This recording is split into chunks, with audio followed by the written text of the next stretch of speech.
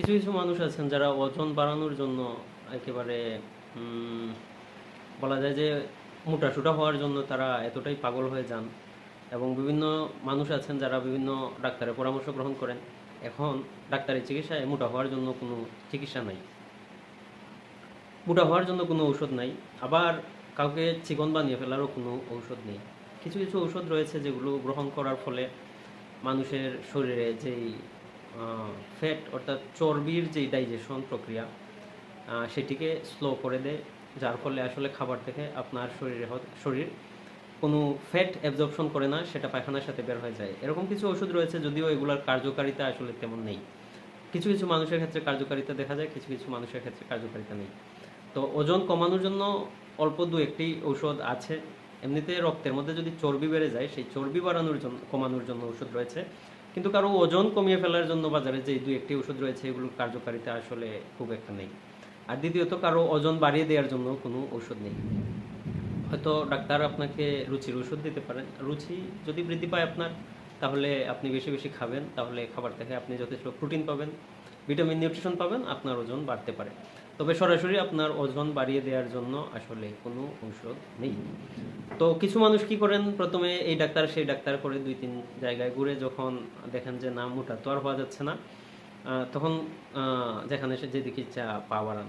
বিশেষ করে অনলাইনে ইদানিং কিছু ফ্রড বাটপার রয়েছে যারা ওজন বাড়ানোর কথা বলে ওষুধ বিক্রি করে। এইসব ওষুধগুলো যারা বিক্রি করে তাকেও আপনি চেনেন না, তার অফিস কোথায় সেটাও চেনেন না, কোন কোম্পানি থেকে সেই ওষুধ বানানো হয়েছে সেটাও জানেন না। সুতরাং সেই ওষুধ খাওয়ার পর যদি আপনার কোনো বিপদ ঘটে, আপনার ঘরে বসে বসে কান্নাকাটি করা ছাড়া আসলে আপনার আর কিছুই করার থাকবে না। একজন ডাক্তারের প্রেসক্রিপশন অনুসারে ওষুধ যদি আপনি গ্রহণ করেন, তাহলে কিন্তু ডাক্তারকে সেই দায় নিতে হয় যে এই ঔষধ গ্রহণের ফলে কি হলো না হলো, বা কোন কোম্পানির ঔষধ আপনি গ্রহণ করলেন। যদি সেটা রেজিস্টার্ড কোম্পানি হয় তাহলে সেই কোম্পানিকেও দায় নিতে হবে যদি আপনার কোনো ক্ষতি হয়। কিন্তু অনলাইনে যখন আপনি এই ওষুধগুলো কেনেন, তখন কিন্তু কেউ আপনার সেই দায় নেবে না, আপনি খুঁজেই পাবেন না তাদেরকে। যাই হোক, এই ওষুধগুলোর ব্যাপারে সতর্ক থাকবেন। অনেকেই আমি দেখি যে, আর এই ওষুধগুলো আসলে অত্যন্ত বিপজ্জনক ঔষধ। এগুলাতে বিভিন্ন স্টেরয়েড গ্রুপের ওষুধ রয়েছে যেগুলো খাওয়ার পর মানুষের ওজন বাড়ে, মানুষের অস্বাভাবিকভাবে ওজন বাড়ে, মানুষের অস্বাভাবিকভাবে রুচি বেড়ে যায়।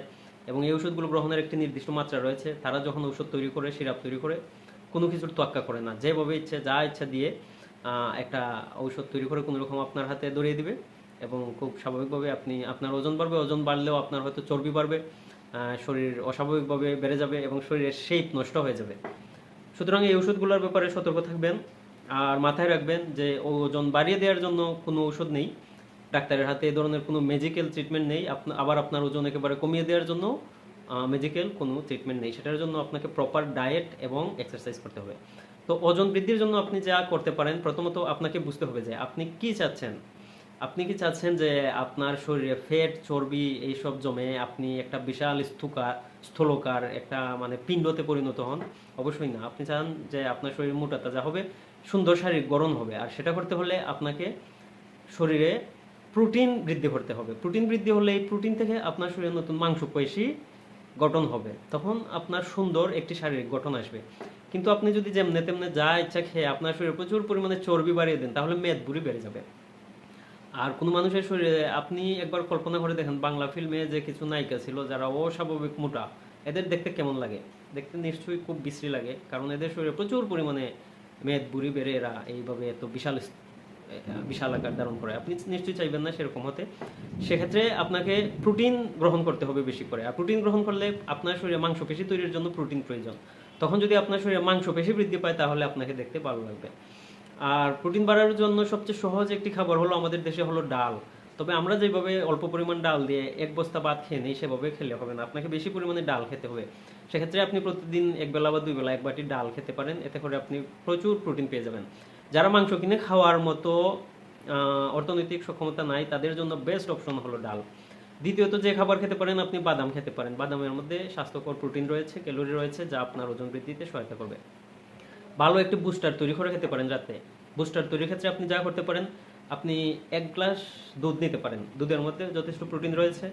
আর এই দুধের সাথে আপনি বাদাম, খেজুর এগুলো গুঁড়ো করে বা পিষে যে কোনোভাবে তিনটি উপাদান নিতে পারেন। আপনি খেজুর নিতে পারেন, বাদাম নিতে পারেন এবং আপনি কিশমিশ নিতে পারেন। এই 3টি উপাদানকে গুঁড়ো করে বা পেস্ট করে বা দুধের সাথে একসাথে মিক্স করে আপনি ব্লেন্ডারে দিয়ে সেটাকে মিক্স করে শরবতের মতো তৈরি করে নিতে পারেন এবং প্রতিদিন রাতে আপনি 1 গ্লাস পান করতে পারেন।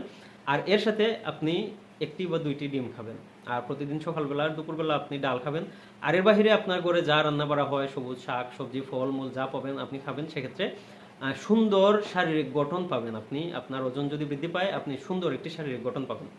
আর এমনিতে যেমন তেমনি ঠান্ডা এই কোক পেপসি, গরুর মাংস খাসির মাংস, তারপর স্ন্যাক্স বার্গার পিৎজা এগুলো সুগারি যে খাবারগুলো রয়েছে মিষ্টির তৈরি বিভিন্ন খাবার, এগুলো যদি আপনি খুব বেশি খেয়ে নেন ওজন বাড়ানোর জন্য, তাহলে আপনার শরীরে মেদ ভুঁড়ি বেড়ে যাবে, বেড়ে আপনার ওজন বাড়বে কিন্তু আপনার সুন্দর শারীরিক গড়নটা আসবে না।